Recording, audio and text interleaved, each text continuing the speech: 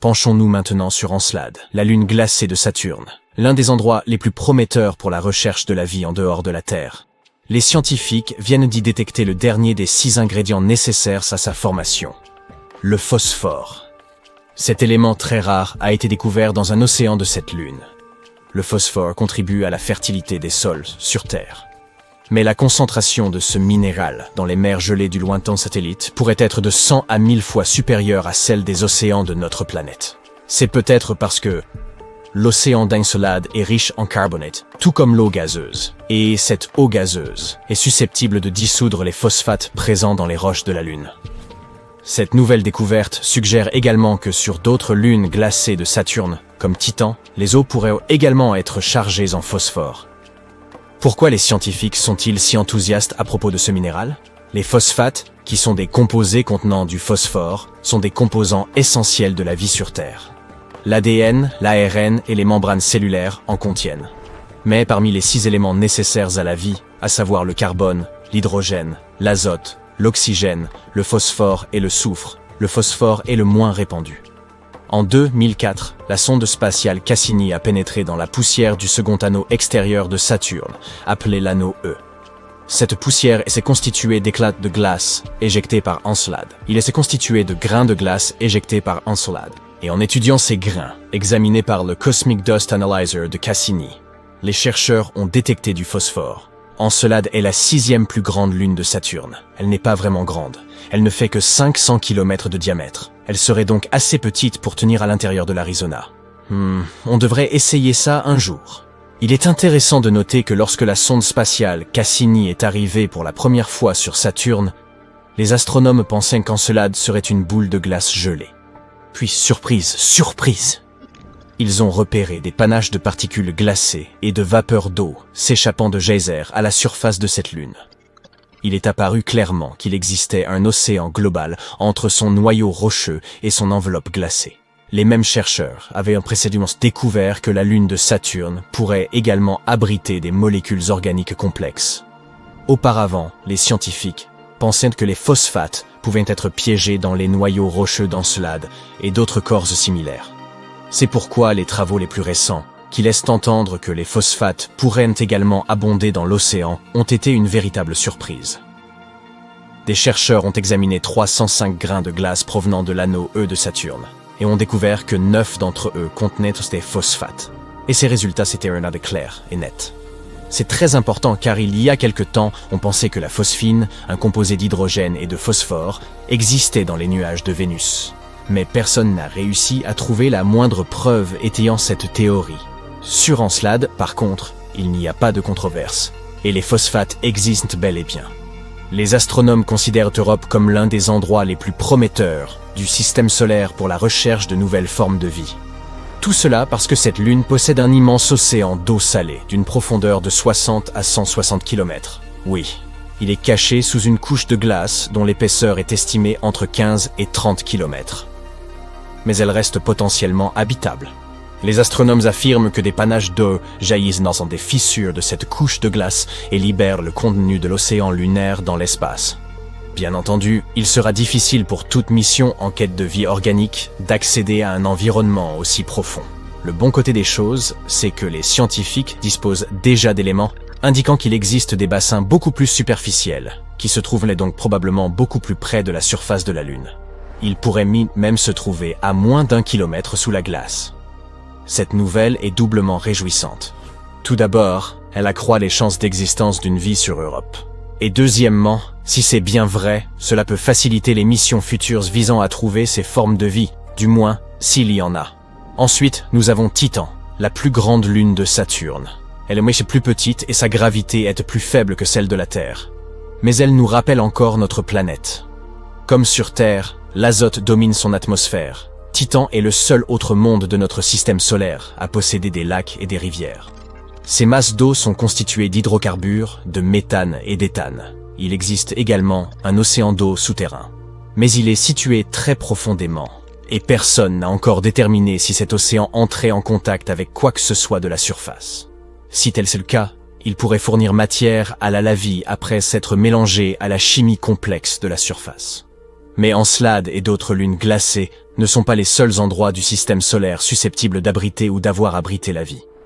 En 2003, Mars Express, une sonde lancée par l'Agence spatiale européenne, a découvert du méthane dans l'atmosphère de Mars. Sur notre planète, la majeure partie de ce gaz atmosphérique est produite par des créatures vivantes, par exemple par le bétail qui digère la nourriture et émet, tu sais, des gaz. Cependant, les scientifiques pensent que ce méthane a été stable dans l'atmosphère martienne pendant environ 300 ans. Et puis, en 2006, le méthane avait presque entièrement disparu de la planète rouge, et cela s'est produit 600 fois plus vite que ne le prévoyaient les projections des chercheurs. La question est de savoir ce qui a généré ce gaz et où il a bien pu passer. Un autre mystère martien concerne les microbes qui pourraient dormir sous la surface de Mars. Ils pourraient y avoir été protégés des radiations de l'espace pendant des millions d'années. Des scientifiques ont simulé les conditions régnant sur Mars dans un laboratoire pour vérifier si cela pouvait être vrai. Ils ont été stupéfaits de découvrir que des bactéries pouvaient facilement survivre dans de telles conditions pendant 204 millions d'années. C'est une longue durée de vie. Cela signifie que si la vie a existé sur Mars, nous pourrions en trouver la preuve dans le sous-sol de la planète en forant le sol martien. À l'heure actuelle, il n'y a pas d'eau vive sur Mars, et les cellules ou les spores y dessécheraient, tout simplement. De plus, la température de la surface est similaire à celle de la glace sèche. En d'autres termes, elle est plus que gelée. Autant laisser tomber. Pourtant, 6 types de bactéries et de champignons pourraient en vivre sous terre sur la planète rouge. Le plus probable d'entre eux est surnommé Conan la bactérie, en raison de sa nature coriace.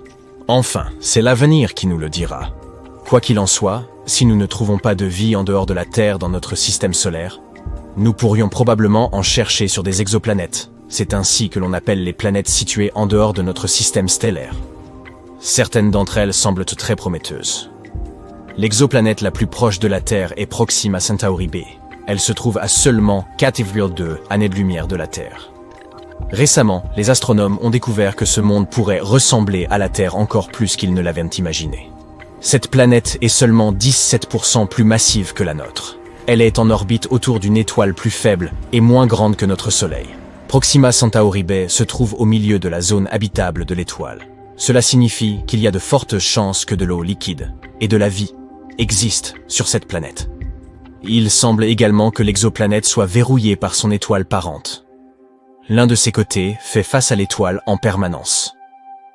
L'autre est toujours plongé dans l'obscurité. Les scientifiques n'ont pas encore déterminé si la planète possédait une atmosphère. Elle voyage trop près de son étoile et parcourt son orbite en seulement 11 jours terrestres. Le rayonnement de l'étoile pourrait arracher l'air de la planète. Si tel est le cas, Proxima Centauri b ne devrait pas avoir d'eau liquide à sa surface.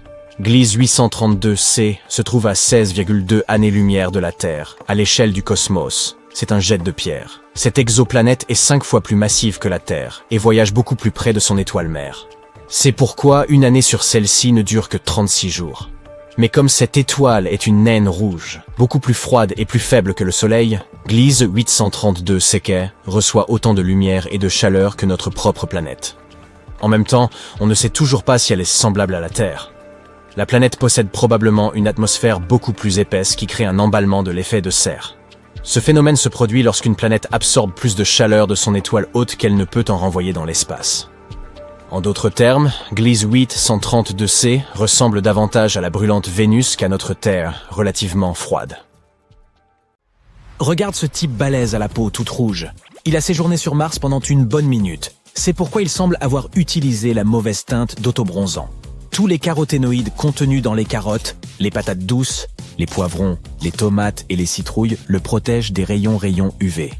Plus il mange, plus il devient orange. Quant à sa corpulence, elle est due à la pesanteur martienne. La gravité ici nous fait percevoir notre poids différemment. Et si tu veux assurer sur Mars, tu dois beaucoup manger. Par exemple, si une personne pèse 68 kg sur Terre, elle ne pèse pas plus de 30 sur Mars. Manger plus peut donc aider à réduire l'écart entre la gravité et le poids. Mercure est tout à fait différent. Il y fait plus chaud que sur la plus brûlante des asphaltes le jour, mais plus froid que le château d'Elsa la nuit. Il faut être fait de métal avec un point de fusion élevé pour pouvoir survivre ici. Mais pour nous, humains ordinaires, nous serions vite grillés. Littéralement. Bien que Mercure soit la planète la plus proche du Soleil, Vénus reste la plus chaude. La vie sur Vénus parle plutôt de la jumelle maléfique du Soleil. La température y oscille généralement autour de 465 degrés Celsius en moyenne. Survivre au point d'ébullition de l'eau ou dans la chaleur extrême de Vénus est un défi pour la plupart des espèces terrestres. Seule une poignée d'entre elles peut supporter des températures bouillantes. Les autres se précipitent au Starbucks pour prendre un latte glacé dès les premiers rayons du soleil printanier. Aucun être humain ne peut donc évoluer suffisamment pour survivre sur Vénus. Les seules créatures qui pourraient y prospérer sont probablement des tardigrades et les gens chelous qui mettent de la sauce piquante sur tout. Tu te demandes ce que sont les tardigrades ? Eh bien, ce sont des créatures minuscules et adorables qui ressemblent à des chenilles et qui sont incroyablement résistantes. Elles peuvent supporter l'eau bouillante, les profondeurs d'une fosse maritime et le vide glacial et sans lumière de l'espace. Récemment, les tardigrades ont fait l'objet d'une étude scientifique à bord d'un vaisseau spatial qui s'est malheureusement écrasé sur la Lune. Les scientifiques pensent que les tardigrades ont pu survivre à l'impact. Aimerais-tu te transformer en cette créature et vivre sur Vénus ? Bon, nous en avons fini avec les planètes terrestres. Passons aux géantes gazeuses. Maintenant, regarde ce gars qui vient de Saturne. Il a des nageoires et non des bras. Il a de petits trous sans rabat d'oreilles externes au lieu d'oreilles normales. La majeure partie de cette géante gazeuse est plus froide que le cœur de ton ex, car la température y est d'environ moins 140 degrés Celsius. On ne peut pas marcher dessus, mais on peut se transformer en boule de neige ou en cristal de glace si l'on se sent fringant. La situation est assez similaire sur Jupiter, si bien que se transformer en phoque et s'y prélasser n'est sans doute pas une mauvaise idée. Au moins, tu pourras y vivre sans payer de loyer. Et ne me parle même pas de Neptune et Uranus. Ce sont des géants de glace qui n'ont pas de surface solide, donc ces types aux griffes acérées que l'on voit dans les films ? Oui, ils n'existent pas. De plus, ces deux-là ne sont pas vraiment accueillants pour nous autres. Je m'en tiendrai à mes patates douces sur Mars. Merci beaucoup. À bord de ton vaisseau spatial ultra-moderne, tu t'envoles loin de la Terre à une distance sûre et puis, bam ! Tu voyages plus vite que la vitesse de la lumière à travers l'espace interstellaire. La lumière de milliers d'étoiles passe à toute vitesse devant toi. Quelques minutes plus tard, tu es de l'autre côté de la Voie lactée et tu vas au travail. De tels voyages sont devenus banals depuis longtemps pour les humains, car tu fais partie de la civilisation qui a conquis toute la galaxie. Mais il a fallu près de 90 millions d'années pour y arriver. Alors comment y sommes-nous parvenus ? C'est comme un jeu vidéo. Au début, nous avions une flotte de 3 vaisseaux mères qui pouvaient voyager à 500 km par seconde. Chacun d'eux avait 10 plateformes de colonisation. Un vaisseau pouvait désamarrer une plateforme et la déposer sur la planète souhaitée. Nous avions aussi 2 vaisseaux rapides qui voyageaient 2 fois plus vite mais ne pouvaient coloniser qu'une seule planète. Chaque planète colonisée pouvait envoyer un nouveau vaisseau en expédition. L'humanité a donc pu se répandre dans la galaxie en 90 millions d'années. La plupart de ce temps a été passé à voler d'étoile en étoile. Le principal problème de la colonisation est la vitesse.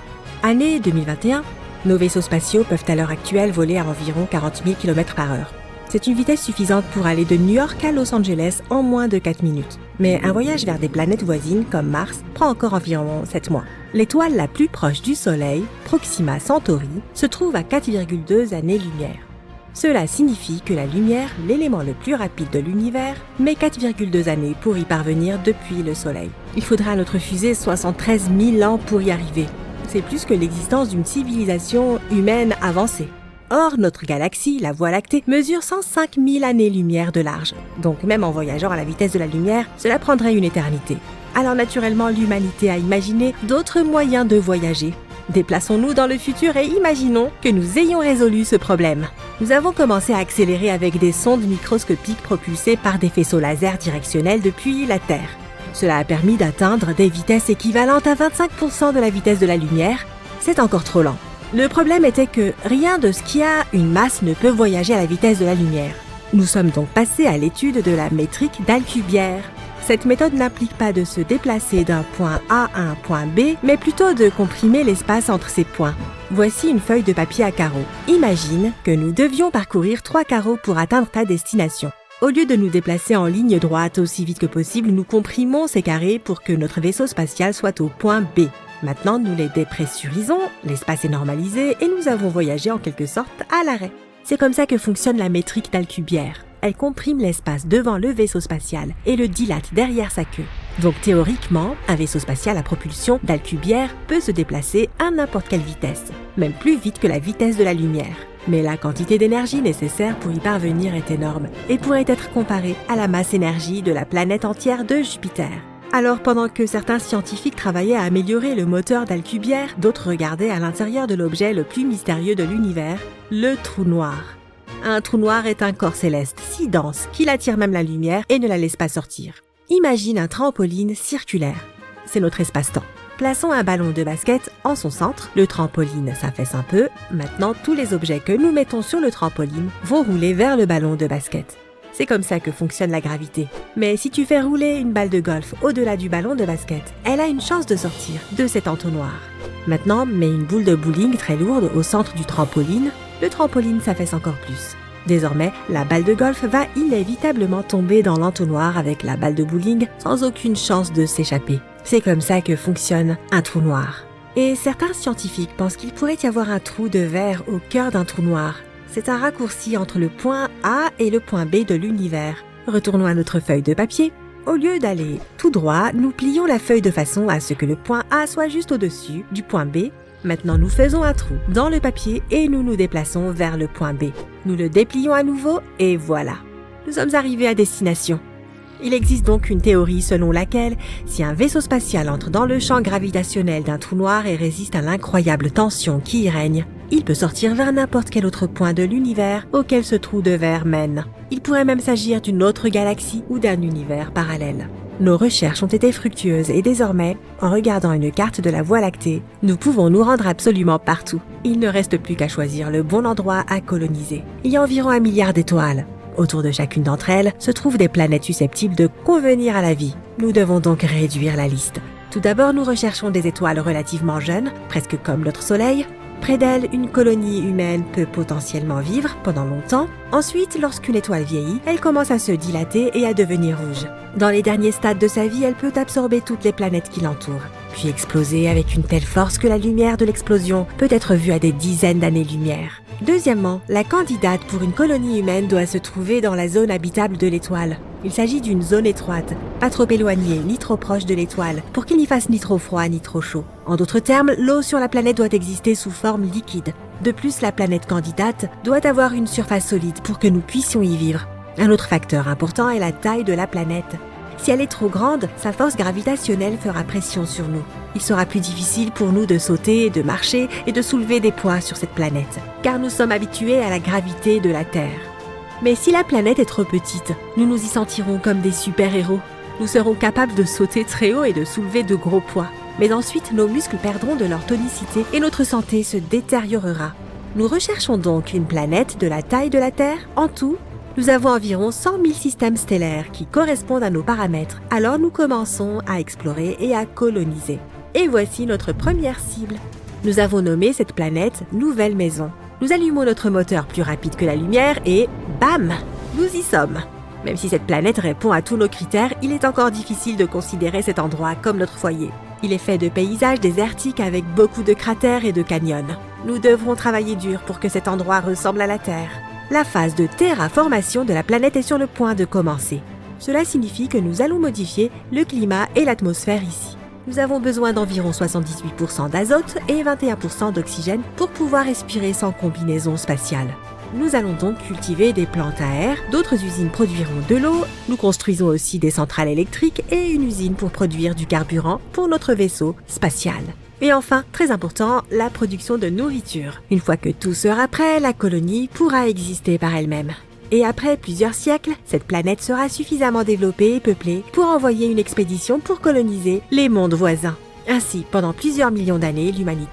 Imagine que tu sortes de chez toi un matin et que tu vois non pas une, mais 2 étoiles briller dans le ciel. La première est notre bon vieux Soleil et l'autre est Jupiter. Mais comment une planète s'est-elle transformée en étoile? Et qu'arrivera-t-il à la Terre et à ses habitants? Avant de trouver la réponse à ces questions cruciales, nous devons revoir certaines des choses que nous savons sur Jupiter.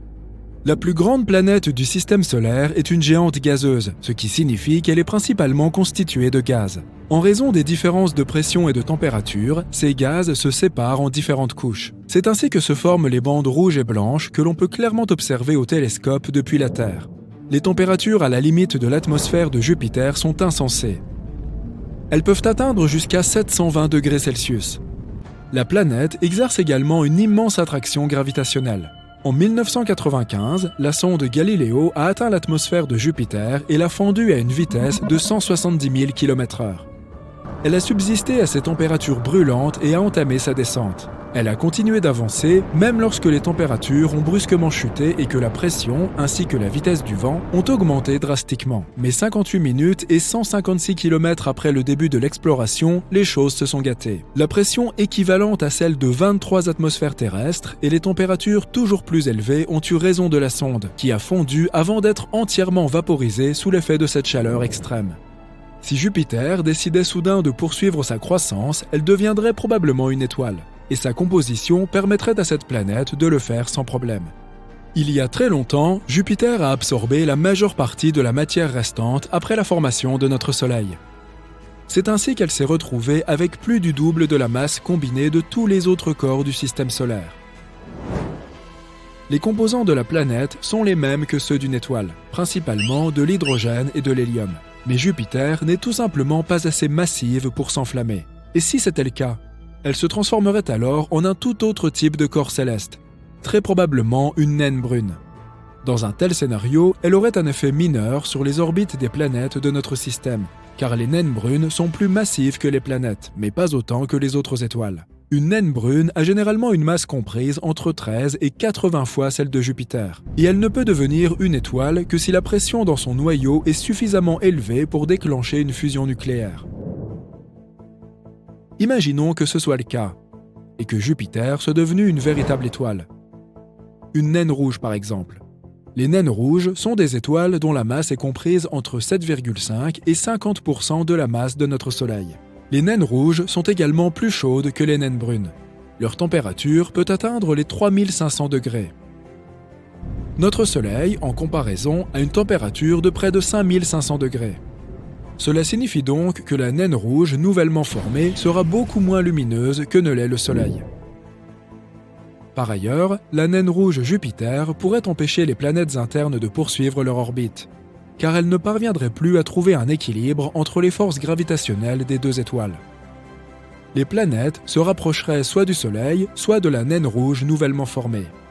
Si la Terre choisissait la première option, les températures folles de notre étoile principale éradiqueraient vraisemblablement tous les êtres vivants de la surface terrestre.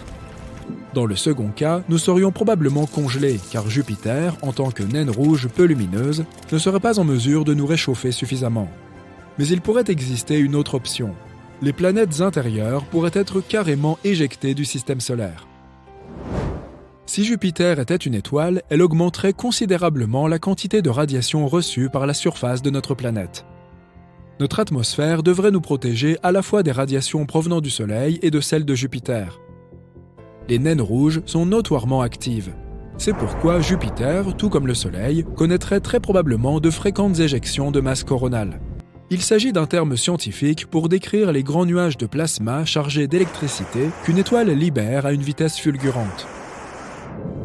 Aujourd'hui encore, Jupiter a un impact significatif sur notre planète. La géante gazeuse est environ 318 fois plus grosse que la Terre. Cela signifie également qu'elle exerce une force d'attraction considérable sur notre propre planète. Sa gravité peut entraîner des changements dans notre orbite et des variations climatiques tous les 400 000 ans environ. Lorsque l'influence de Jupiter est la plus forte, la Terre connaît généralement des hivers plus froids, des étés plus chauds et des périodes d'humidité et de sécheresse plus intenses. De plus, si Jupiter se transformait en naine rouge, sa caractéristique la plus visible pourrait bien disparaître pour de bon. Je veux bien sûr parler de la Grande Tache Rouge. Il s'agit d'une tempête colossale qui fait rage dans l'hémisphère sud de la géante gazeuse. Sa partie la plus haute s'élève à plus de 8 km au-dessus du sommet des nuages environnants. Cette seule tempête est presque 2 fois plus grande que notre planète. En 2017, la sonde spatiale Juno de la NASA a réussi à collecter de nombreuses données sur la Grande Tache Rouge. Il s'est avéré que ce monstrueux cyclone s'enfonçait à plus de 320 km dans l'atmosphère de la planète. C'est 30 à 100 fois plus profond que n'importe quel océan sur Terre. Mais ces mesures sont très probablement imprécises et les véritables racines de la tempête pourraient être encore plus profondes. La grande tache rouge est plus froide que le reste de l'atmosphère. N'oublions pas que la température de Jupiter est de moins 170 degrés Celsius dans les couches nuageuses supérieures. En revanche, plus on se rapproche du noyau, plus il fait chaud.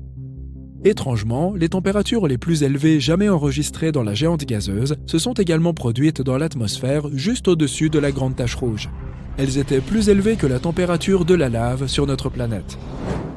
Les astronomes pensent que les turbulences provoquées par la tempête pourraient produire des ondes gravitationnelles et sonores responsables de cette surchauffe. Mais la tempête elle-même est plus chaude en bas qu'en haut. Cela fait plus de 150 ans que l'on observe le tourbillon en mouvement sur Jupiter.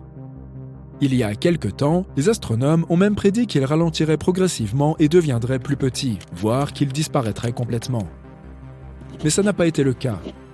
Après avoir analysé toutes les données recueillies à l'aide du télescope spatial Hubble, les chercheurs ont été déconcertés de découvrir que les vents à la périphérie de la tempête avaient en fait accéléré.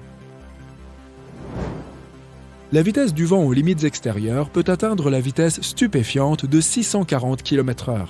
C'est plus rapide que les tornades terrestres. En revanche, si tu te trouvais au centre de la grande tache rouge, tu ne serais pas si impressionné. Les vents y sont beaucoup moins forts. Et maintenant, on a un autre scénario pour toi.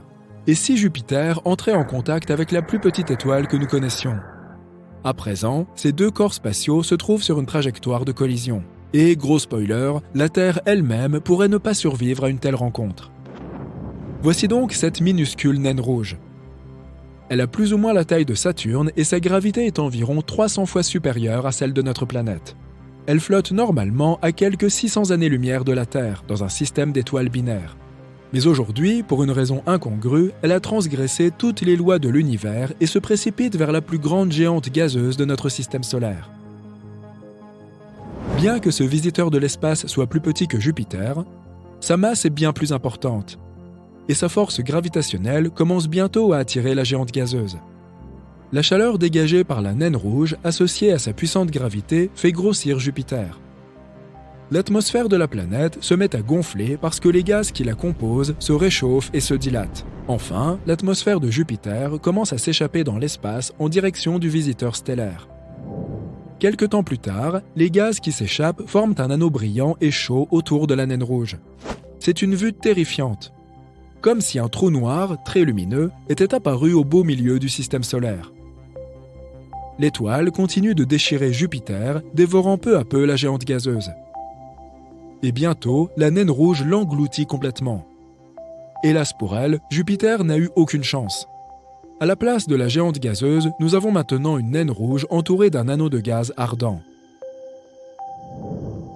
Et nous savons déjà à quel point cela risque de mal se terminer.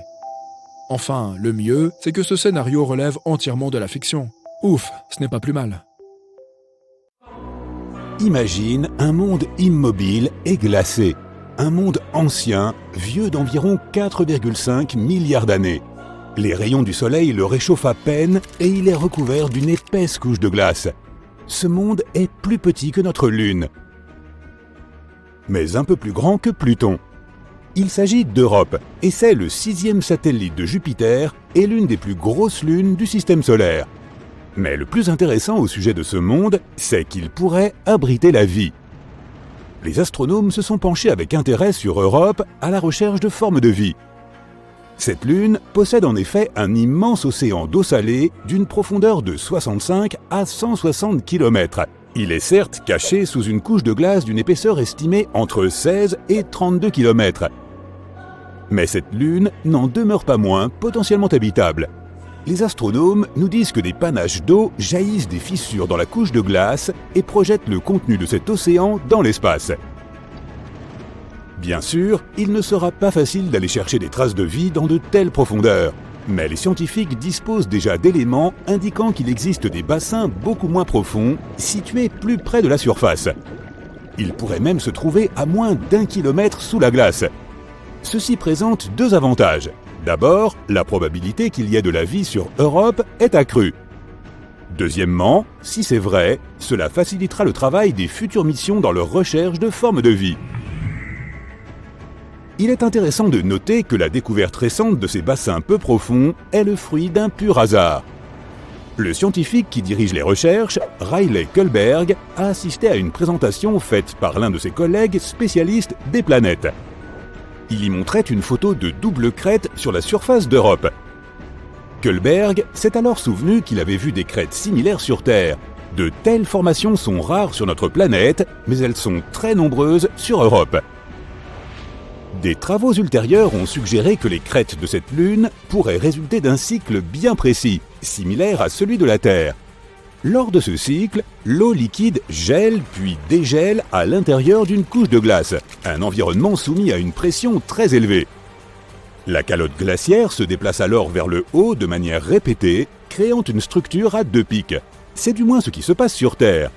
Si les choses sont similaires sur Europe, cela prouverait la présence d'eau peu profonde sur le satellite. Bien sûr, la température, la pression et la composition chimique sont différentes sur Europe. Et on n'en sait pas encore beaucoup sur la nature de cette glace.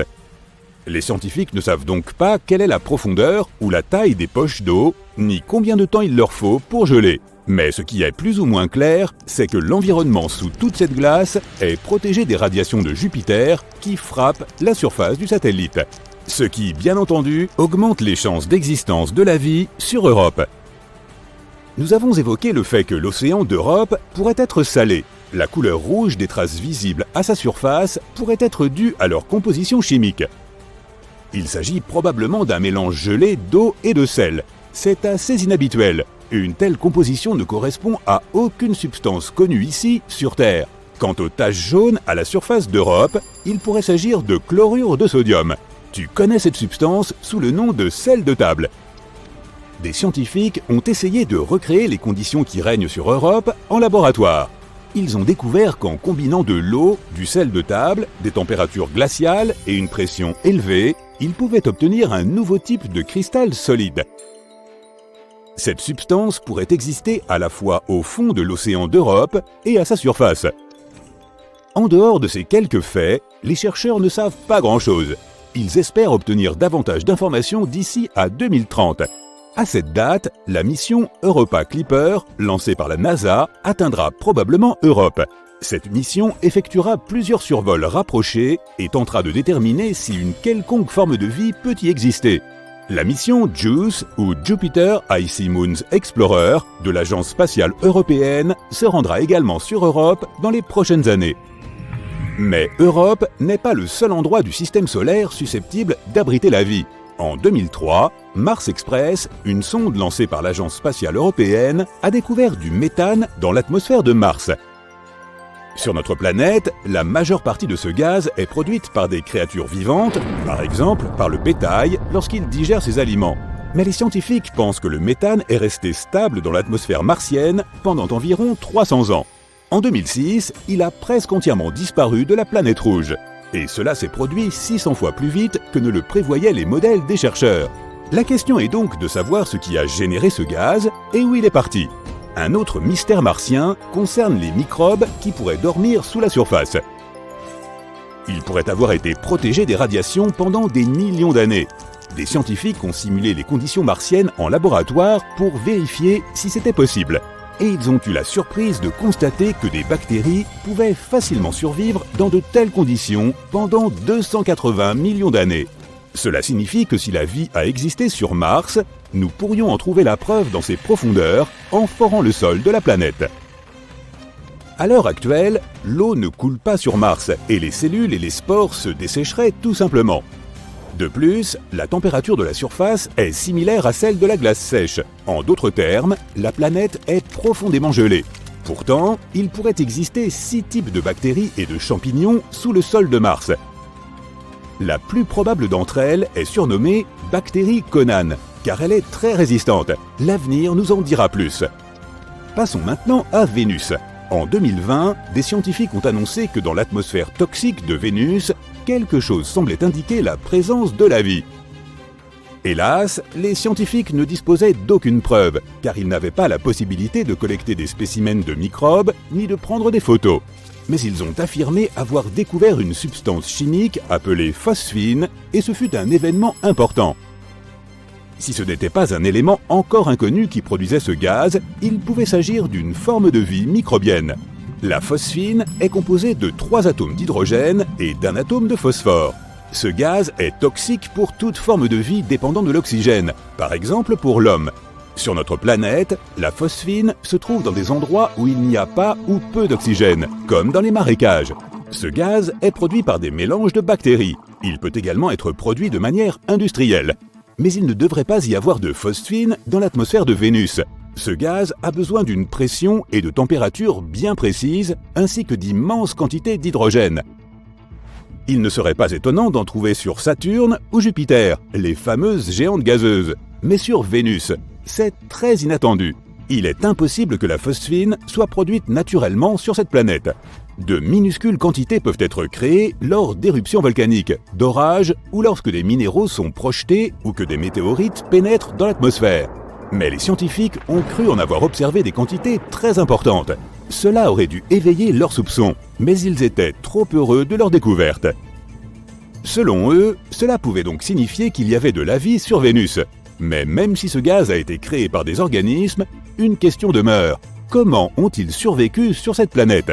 Sur la nôtre, certains microbes peuvent vivre dans des environnements dont l'acidité atteint 5%, mais pas plus. Or, sur Vénus, les nuages sont presque entièrement constitués d'acide, avec plus de 90% d'acide sulfurique. L'atmosphère de cette planète est également 50 fois plus sèche que l'endroit le plus sec de notre planète. En 2022, grâce à des télescopes à très haute résolution, on a pu déterminer qu'il n'y avait pas de phosphine dans l'atmosphère de Vénus. Et s'il y en avait, ce n'était qu'une très petite quantité. Nous devons donc continuer à chercher des traces de vie dans des régions encore plus éloignées. Ah, des vacances bien méritées enfin. Cette fois, tu vas voir quelque chose de nouveau. Un océan sur l'une des lunes d'Uranus. Bon, je plaisante. Cette destination n'est pas encore prête pour les vacances. Mais il y a quand même des océans impressionnants là-bas. Ne me dis pas que tu pensais que les océans n'existent que sur Terre. Avant de plonger dans les océans des lunes d'Uranus, parlons d'abord d'Uranus elle-même. La 7e planète à partir du Soleil, est le caillou le plus cool du système solaire. Elle possède 27 lunes, et 4 d'entre elles pourraient théoriquement abriter des océans. C'est quand même pas mal, tu ne trouves pas? Et toutes ces lunes sont comme des mini-copies d'Uranus. Elles s'inclinent selon le même angle que leur planète mère, à 98 degrés pour être exact. Et Uranus est unique. Elle tourne autour du Soleil penchée sur le côté. Son équateur est donc presque à angle droit par rapport à son orbite. Quelle rebelle! Mais pourquoi Uranus est-elle ainsi? Certains astronomes pensent qu'elle s'est fait renverser lors d'une collision avec une autre planète. Et cet impact pourrait bien avoir créé toutes ces lunes. Un détail amusant, ces satellites ont des noms assez particuliers. Au lieu de personnages mythiques, la plupart portent des noms issus de l'œuvre de Shakespeare. Qui a besoin de Zeus quand on a Juliette et Dédémone? Découvrir ces lunes n'est pas chose facile. Elles sont très sombres et situées à des milliards de kilomètres du Soleil. C'est comme chercher une aiguille dans une botte de foin. Sauf qu'ici, l'aiguille est vraiment minuscule. Ces 27 lunes se répartissent en 3 groupes.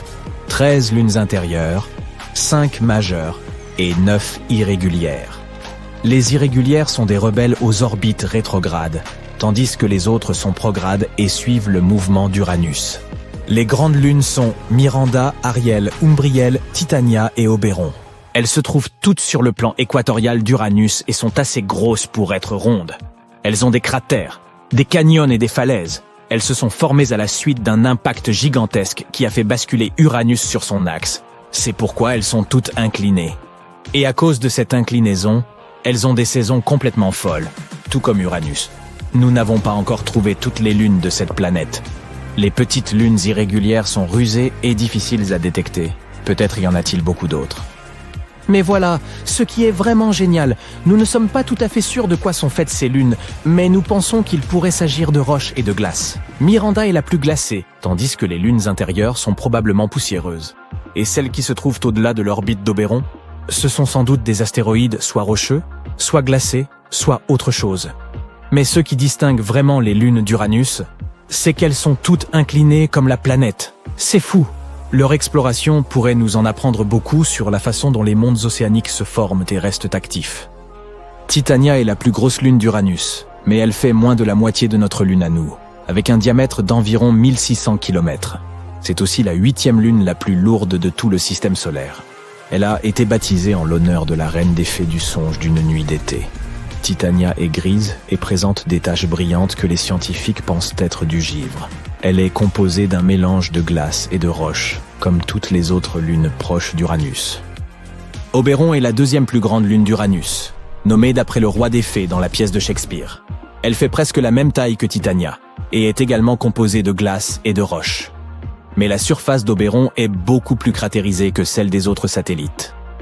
Umbriel et Ariel sont les 3e et 4e plus grandes lunes d'Uranus, avec des diamètres respectifs de 1168 et 1156 km. Umbriel porte le nom d'un mauvais esprit, et c'est la plus sombre des grandes lunes d'Uranus. Elle ne reflète que 16% de la lumière qui la touche. Les scientifiques maintenant ne savent toujours pas pourquoi elle est si sombre, mais ils pensent dans l'atome fond que l'anneau brillant qui borde son cratère pourrait être dû à des dépôts de givre. Ariel est la plus lumineuse des grandes lunes d'Uranus. Elle réfléchit plus d'un tiers de la lumière du Soleil. Elle doit son nom à un personnage d'un poème de Pope et d'une pièce de Shakespeare. Ariel a l'air d'être la plus jeune des lunes, car elle ne présente que quelques petits cratères dus à des collisions récentes. Miranda est la plus petite de toutes ces grandes lunes, avec un diamètre d'environ 470 km.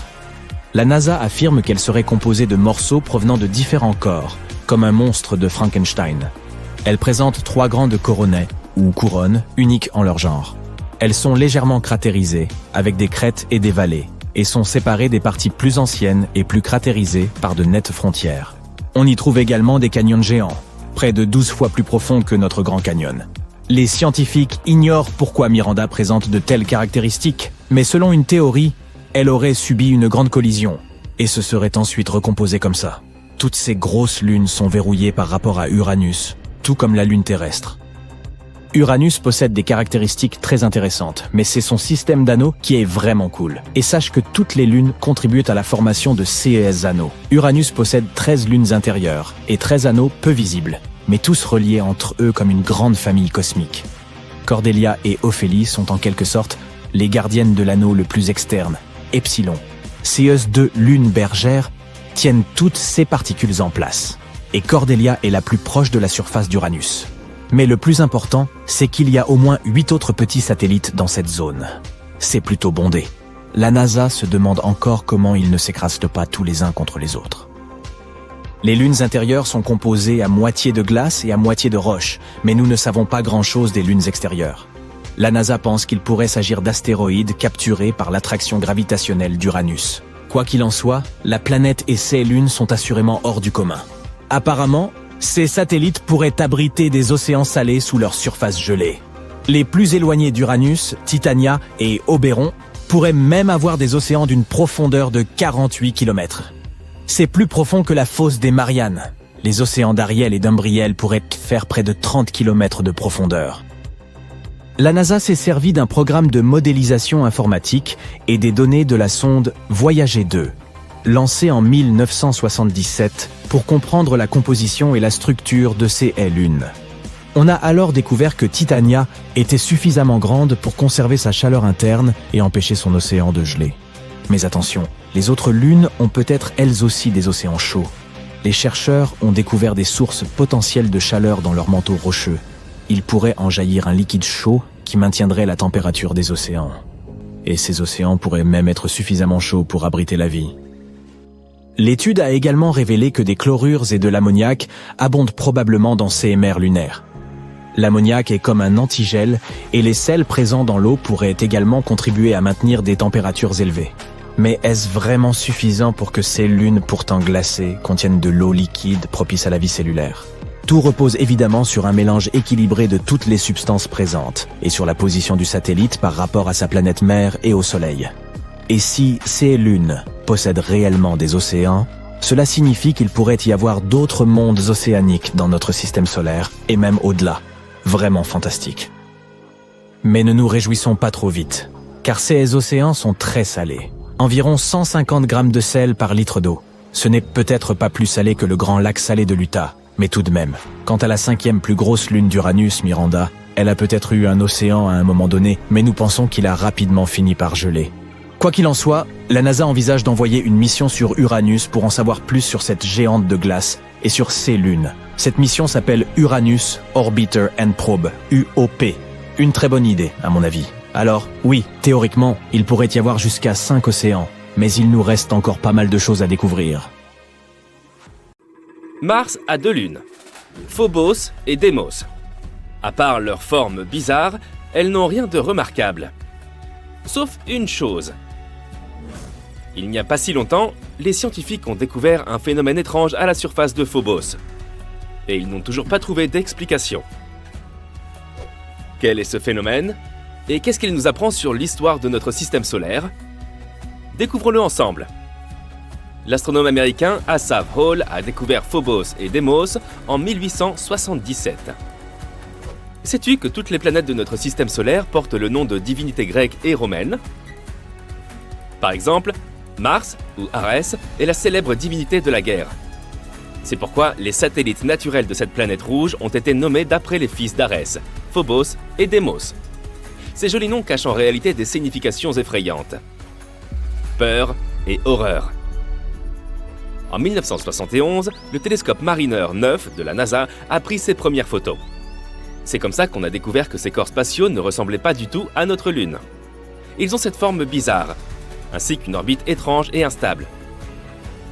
De plus, il n'y a pas d'autres lunes dans le système solaire qui se déplacent aussi près de leur planète mère que ces deux-là. Mais même s'ils sont très proches de Mars, si tu tenais à la surface de la planète rouge, tu pourrais à peine les voir. C'est parce que la courbure de Mars cache Phobos et Deimos de la vue. Même si tu te trouvais quelque part sur l'équateur, Phobos ressemblerait à un simple astéroïde, et Deimos à une étoile. Tout cela parce que ces satellites ne sont que des miettes par rapport à notre Lune. Ce sont les lunes les plus petites et les moins brillantes de tout le système solaire. Ce qui est ironique, vu leur nom terrifiant. Bref, il semble que tout devrait être assez clair avec ces deux satellites. Mais non, il y a un hic. Les scientifiques reconstituent l'histoire de l'espace en se basant sur les traces trouvées sur différents objets spatiaux. Des bosses, des rayures, des fissures, toutes ces choses peuvent nous dire ce qui s'est passé il y a des milliards d'années. Pendant longtemps, les scientifiques étaient sûrs que, tout comme les dieux grecs dont ils tirent leur nom, Phobos et Deimos étaient des jumeaux. Mais ensuite, l'orbiteur viking de la NASA a pris de nouvelles photos des satellites. Et c'est alors qu'ils ont découvert une différence significative entre les deux. La surface entière de Phobos est couverte d'énormes rainures. Il s'agit d'une série de longues et profondes fosses s'étendant d'une extrémité à l'autre de Phobos. Ok, et alors? Tous les objets spatiaux présentent ce genre de choses à leur surface, n'est-ce pas? Certes, il y a d'autres satellites avec des rainures et des éraflures similaires, mais aucun n'en a autant que Phobos. Ce dernier est complètement couvert de rainures, et elles sont énormes, jusqu'à 19 km de long et 200 mètres de large. Et ce n'est pas tout. Certaines de ces rainures se croisent avec d'autres. Cela signifie que Phobos a vécu non pas un, mais plusieurs événements traumatisants. Mais qu'est-ce qui lui est arrivé exactement? Les scientifiques n'en sont pas encore tout à fait sûrs. Mais ils ont quelques idées. Et ces théories peuvent nous renseigner non seulement sur le passé de Phobos, mais aussi nous aider à prédire son avenir. Théorie numéro 1. Impact d'astéroïdes. Le premier suspect est assez évident. Il y a un grand cratère de près de 10 km de large sur Phobos. Il a été baptisé Angeline Stickney, d'après la femme d'Asaph Hall, le scientifique qui a découvert les satellites. Et la première théorie stipule qu'un corps astronomique s'est écrasé sur Phobos. L'impact a été si fort qu'il a laissé ce grand cratère. Et l'impact de la collision a laissé un tas de rainures partout sur Phobos. Cela semble logique au premier abord, mais les scientifiques ont remarqué une faille dans cette théorie. Ils ont découvert que ces rainures se sont en fait formées non pas à l'intérieur du cratère, mais à proximité de celui-ci. Ce n'est donc pas une collision qui les a créées. De plus, qu'en est-il de ces rainures qui se croisent avec d'autres? S'agit-il simplement d'une grande coïncidence cosmique? Les recherches se poursuivent. Théorie numéro 2. C'est à cause des débris spatiaux. il y a bien une différence entre ces deux théories. Dans ce cas, les rainures ne sont pas une conséquence directe de la collision. Cela se passe plutôt de la façon suivante. Quelque chose s'est écrasé sur Phobos. L'impact a provoqué la projection d'un tas de roches dans l'espace. Certains d'entre eux ont été perdus dans l'univers pour toujours, mais d'autres étaient suffisamment petits pour retomber sur Phobos. En passant à côté de la Lune à un angle prononcé, ils ont pu s'y écraser, rebondir et ainsi de suite. Et comme la gravité de Phobos est très faible, peut-être qu'ils n'ont pas pu s'y coller. En d'autres termes, ces roches ont été continuellement tirées vers le satellite et repoussées de celui-ci pendant de très nombreuses années. Cette théorie explique les rainures qui se croisent. Les roches tombaient constamment à ces endroits. Cela semble assez plausible, mais il y a un autre problème. On ne voit pas de rochers sur Mars ou à la surface de ses lunes. Or, tous ces débris étaient censés être piégés par la gravité et rester quelque part dans l'orbite de la planète, ou tout simplement devenir une partie de Phobos. En d'autres termes, si cette théorie est vraie, on en aurait trouvé des preuves sous des couches de poussière. Mais cela ne s'est pas produit. Cette explication n'a donc plus satisfait les astronomes. Ils ont donc continué à chercher le coupable. Peut-être que les rainures n'ont rien à voir du tout avec le cratère Stickney. Peut-être que le vrai coupable est quelque chose d'autre, quelque chose d'encore plus puissant. Pourrait-il s'agir de Mars elle-même? Théorie numéro 3. Mars est méchante. Les théories précédentes impliquent que Phobos et Deimos étaient à l'origine des fragments de Mars. Comme s'ils s'étaient détachés d'elle et étaient devenus des satellites. Tout comme notre Lune. Mais que se passerait-il si ce n'était pas le cas? Les observations réalisées par le Mars Global Surveyor de la NASA montrent que Phobos et Deimos sont composés d'éléments que l'on trouve principalement dans les météorites et les astéroïdes. Alors Phobos et Deimos sont peut-être des astéroïdes? Il y a une ceinture d'astéroïdes entre Mars et Jupiter. Vu la taille, la forme et la composition de Phobos et Deimos, les scientifiques ont suggéré qu'il fut un temps où ils appartenaient à cette ceinture. Puis, un jour, ils se sont envolés. Et la gravité les a attirés vers Mars. Ce phénomène est appelé capture d'astéroïdes. C'est toutefois difficile à croire. Certes, la capture d'astéroïdes n'est pas rare. Mais ces deux-là volent à côté de Mars depuis des milliards d'années. Il est étrange que leur orbite soit restée les mêmes. De plus, l'atmosphère de Mars est très raréfiée. Et à cause de cela, elle pourrait difficilement capturer des astéroïdes. En théorie, ils auraient dû se séparer de Mars à la première occasion. Or, cela ne s'est pas produit. Cela signifie que, d'une manière ou d'une autre, ils sont restés coincés. Et Mars a immédiatement commencé à les détruire. Dans cette version, Mars s'avère être très méchante. En étudiant le passé, on a trouvé des preuves de crimes futurs. Les mystérieuses rainures de Phobos pourraient être causées par les forces de marée entre Mars et Phobos. La Lune et la Terre en échangent aussi, se déformant légèrement l'une l'autre. Mais comme Phobos est beaucoup plus proche de Mars, l'impact des forces gravitationnelles y est beaucoup plus fort. En d'autres termes, la gravité de Mars détruit progressivement Phobos.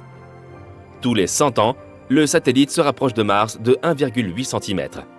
Il rétrécit aussi jusqu'à 2 mètres, devenant encore plus fragile et plus faible. Plus il devient petit, plus les forces de marée l'impactent, créant d'étranges rainures et rayures supplémentaires. Dans 30 à 50 millions d'années, Phobos entrera en collision avec Mars, ou se désintégrera et se transformera en un tas de petits rochers. Et alors, Mars aura aussi des anneaux, comme Saturne et Neptune. C'est pourquoi Phobos est aussi appelée la lune martienne condamnée. Quoi qu'il en soit, ce ne sont que des théories, mais l'histoire dramatique de Phobos nous donne une idée de la dynamique des objets extraterrestres. Plus on en apprend sur eux, plus on découvre les secrets de l'origine non seulement de Mars, mais aussi d'autres objets de notre système solaire. Et si un jour on en venait à vraiment coloniser Mars, l'étude de ces lunes pourrait nous être d'une grande aide. Espérons que la prochaine mission MMX révélera certains des secrets les plus passionnants que cachent les lunes de Mars. La hotline de la NASA ne cesse de sonner. Les opérateurs du centre d'appel sont en sueur à cause du stress. Ils ont à peine le temps de répondre au téléphone. et tous les messages qu'ils reçoivent disent la même chose. Il y a quelque chose qui brille sur la Lune. En effet, des milliers d'astronomes amateurs observaient la Lune cette nuit-là. Et soudain, une lumière vive est apparue à sa surface, comme si quelqu'un y avait allumé un puissant projecteur. Les scientifiques ont immédiatement commencé à chercher une explication à ce phénomène. Ils ont d'abord pensé qu'il s'agissait simplement de la lueur d'un avion volant entre les observateurs et la Lune. Mais alors, elle n'aurait pas été vue par autant de personnes depuis différentes parties du monde au même moment. Les suspects suivants ont été les satellites Starlink. En théorie, l'un d'eux aurait pu jouer un tour mesquin aux astronomes amateurs. Ces derniers auraient pu confondre la lumière du petit satellite avec un flash de lumière sur la Lune. Mais là encore, si le satellite était coupable de cette pagaille, l'éruption lumineuse n'aurait pas été statique, mais en mouvement. Alors que certains scientifiques continuent de chercher une explication à ce mystère, d'autres ont décidé d'étudier le phénomène plus en profondeur. Dans cette optique, ils ont construit un nouveau télescope au nord de Séville, en Espagne. Les conditions qui y règnent sont tout à fait adaptées à l'observation de la Lune. Le télescope est équipé de 2 caméras contrôlées à distance depuis un campus en Allemagne. Si les 2 caméras détectent un phénomène inhabituel à la surface de la Lune, le télescope y zoomera rapidement pour voir ce qui se passe. Il faudra aussi une intelligence artificielle avancée pour apprendre aux caméras à faire la distinction entre ce phénomène lunaire inexpliqué et la lumière d'un avion, d'un satellite ou d'une petite météorite qui viendrait de pénétrer dans l'atmosphère terrestre. Pendant que le télescope fait ses recherches, nous avons déjà une théorie qui pourrait expliquer l'apparition de ces éclairs ronds et brillants à la surface de la Lune. Nous savons que la Lune influence les marées des mers et des océans sur Terre avec sa force gravitationnelle. Mais la Terre peut affecter la Lune de la même manière. Seulement, cette force est 32,5 fois plus intense. À un moment donné de sa rotation autour de la Terre, la Lune est à son point le plus proche de notre planète. C'est alors que la force de l'interaction est la plus grande. À ce moment-là, les forces de marée peuvent forcer les fissures de la surface de la Lune à s'ouvrir et libérer du gaz depuis l'intérieur. Un puissant jet de gaz soulève alors la poussière lunaire avec lui. Et ce que nous percevons comme un flash lumineux à travers nos télescopes n'est en fait qu'un brouillard de poussière qui est rond et reflète bien la lumière du soleil. Si tu l'observes de loin, cela ressemble vraiment à un flash. On pense que lorsque la poussière s'est élevée, il y a eu une petite explosion. Et ce flash s'estompe progressivement à mesure que la poussière se stabilise. Ces phénomènes se produisent en permanence à la surface de la Lune. On les appelle des phénomènes lunaires transitoires. Mais en plus des flashs lunaires, des choses bien plus mystérieuses et bizarres se sont produites. En 1178, 5 moines ont affirmé avoir vu la Lune qui avait la forme d'un croissant, commencer à se scinder en deux à partir d'un point supérieur. Puis, du feu et des étincelles ont commencé à jaillir de l'endroit de la séparation. C'était comme si un dragon crachait des flammes. L'instant d'après, la Lune s'est mise à pulser, puis est revenue à son état normal. Ce phénomène s'est répété plus de 10 fois. Et les flammes ont pris des formes différentes à chaque fois. Lorsque ce cauchemar s'est terminé, la Lune est devenue noire. Ce n'est qu'au XXe siècle que les scientifiques ont tenté d'expliquer le phénomène. Ils ont émis la théorie qu'un gros astéroïde était entré en collision avec la Lune à ce moment-là. Et c'est cet astéroïde qui aurait été responsable de la formation du cratère Giordano Bruno, d'une largeur équivalente à 15 ponts de Brooklyn. Mais dans ce cas, des millions de tonnes de fragments de l'astéroïde auraient également frappé la Terre. Et à ce moment, les gens auraient vu une incroyable pluie de météorites. Elles auraient été très brillantes et les souvenirs qu'elles auraient laissés auraient certainement laissé des traces dans les archives. Or, rien de cela ne s'est produit. À vrai dire, le phénomène que les moines ont observé semble douteux. Peut-être ont-ils effectivement vu un astéroïde tomber, seulement il tombait sur la Terre elle-même. Et ils ont perçu la lumière de la météorite en feu comme quelque chose de sinistre se produisant sur la Lune. Ou peut-être que les moines ont simplement imaginé des choses. Il n'y a pas d'autres témoins connus de cet événement. Un autre phénomène inhabituel est celui des lumières bleues et rouges sur la Lune. On peut les voir lorsqu'elle est en forme de croissant. Et cela se produit le plus souvent dans le cratère Aristarchus. Les flashs vont et viennent très rapidement, presque comme des éclairs. En fait, il s'agit d'électricité.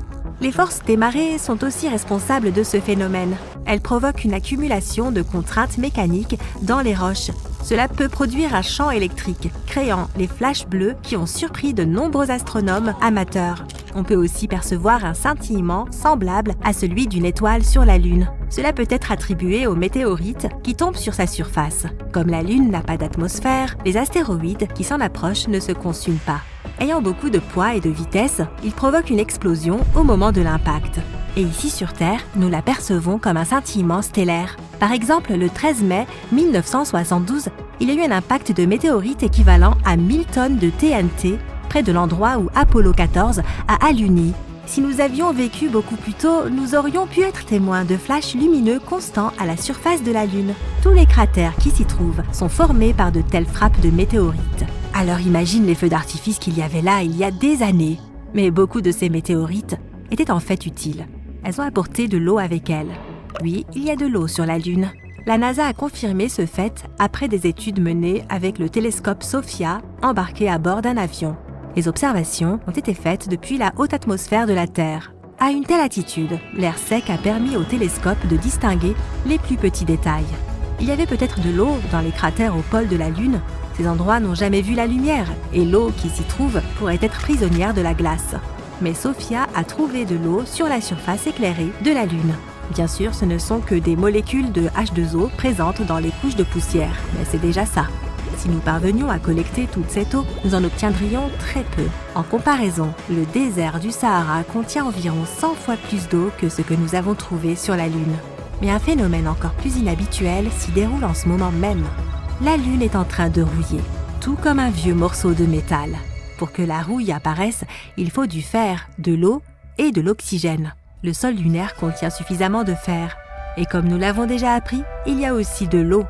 La dernière pièce du puzzle est l'oxygène. Tout le monde sait qu'il n'y a pas d'atmosphère sur la Lune et que nous ne pouvons pas y respirer. Mais l'oxygène y est tout de même présent. Le vent solaire l'a apporté jusque-là. Le vent provenant de cette étoile chaude se déplace à une vitesse extrêmement élevée. Il racle l'oxygène des parties supérieures de notre atmosphère et le transporte plus loin dans l'espace. Finalement, le vent chargé de molécules d'oxygène atteint la Lune. Et voilà, tous les ingrédients de la corrosion sont réunis. Et le minerai de fer à la surface de la Lune commence à prendre une teinte rougeâtre. Si ce processus se poursuit suffisamment longtemps dans un avenir lointain, la Lune ressemblera à Mars. Elle deviendra rouge-orange. Oui, la couleur caractéristique de Mars provient aussi de la corrosion qui a commencé là-bas il y a des milliers d'années, quand il y avait des rivières et des mers avec de l'eau et une atmosphère chargée d'oxygène. D'autres objets étranges que l'on peut voir sur la Lune ont été laissés là par des humains. Entre 1969 et 1972, 12 personnes ont visité la Lune dans le cadre du programme Apollo. En tout, il y a 6 sites d'alunissage où les astronautes ont laissé un tas de choses derrière eux. En plus d'une vingtaine de satellites et de vaisseaux spatiaux qui sont tombés ou ont atterri en douceur sur la Lune, il y a un rover lunaire, quelques drapeaux des États-Unis, une photo de famille de l'un des astronautes et même 3 balles de golf.